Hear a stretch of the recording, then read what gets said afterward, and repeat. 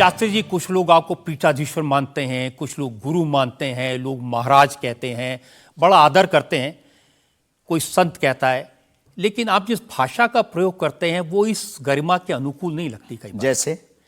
जैसे आपने एक पत्रकार को कहा कि तुझे नंगा कर दूंगा, ये साधु की भाषा तो नहीं हो सकती, ये संत की भाषा तो नहीं हो सकती। ब्राह्मण समाज पर कमेंट करने वाले एक व्यक्ति को आपने कहा मूर्ख, ठठेरी के बरे, नकट्टा।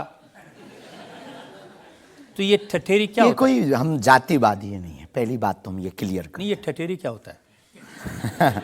ये हमारे बुंदेलखंड का एक भावनात्मक शब्द है, ठठरी। जब माताएं बड़ी आवेश में होती हैं और बालक कोई गलती कर देता है तो माताएं अपनी बालक को कहती हैं, अरे ठठरी के बरे सुधर जा, नकटा। तो हम बहुत गांव के भोले भाले अनपढ़ गवार आदमी हैं, अंगूठा छाप है, ठीक से पढ़ाई की नहीं, तो गवार आदमी है। तो जो माँ की हमारी जो परंपराएं है, जो पारिवारिक बोलचाल है, उस पारिवारिक बोलचाल में अगर कोई साधु के ऊपर टिप्पणी उठाएगा, रामचरितमानस पर टिप्पणी उठाएगा या भगवान पर टिप्पणी उठाएगा, तो स्वभाववश सनातनी हिंदू होने के नाते वो लहजा निकल जाता है और सठे साठ्यम समाचरित। ये भी कौन सी गलत बात है? अगर कोई भगवान को गाली बके और हम उसको श्रीमान जी कहें, स्वामी जी कहें, भगवान कहें, तो हमें तो नहीं लगता कि वो बिना ना मानत जलद जड़ गए 3 दिन बीत और बोले राम सकोप तब भय बिन हो ये न प्रीत।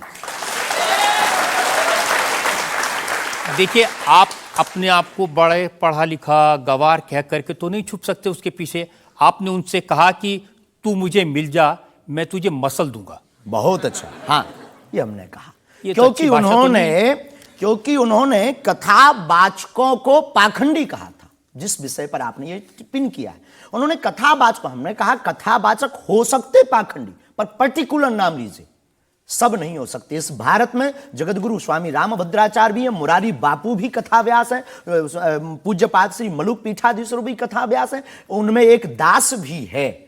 ये महापुरुषों पे आज तक कोई इल्जाम नहीं है, और इन महापुरुषों पर इल्जाम नहीं है तो सब कथा। भाई, एक पत्रकार गलत हो सकता, सब नहीं हो सकता।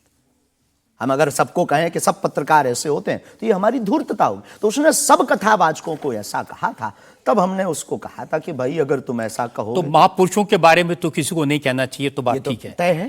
रामचरितमानस के बारे में नहीं कहना चाहिए तो तय है। तो उसके लिए अगर ऐसा मसला कह दिया समझाने के लिए, वो है तो हमारा आदमी चेला। लेकिन आपने संत तुकाराम के बारे में क्या कहा? संत तुकार को आपने कहा संत तुकाराम की लुगाई रोज उन्हें मारती थी, रोज पीटती थी डंडे से। तो किसी ने उनसे पूछा, तुम रोज लुगाई से पिटते हो, शर्म नहीं आती?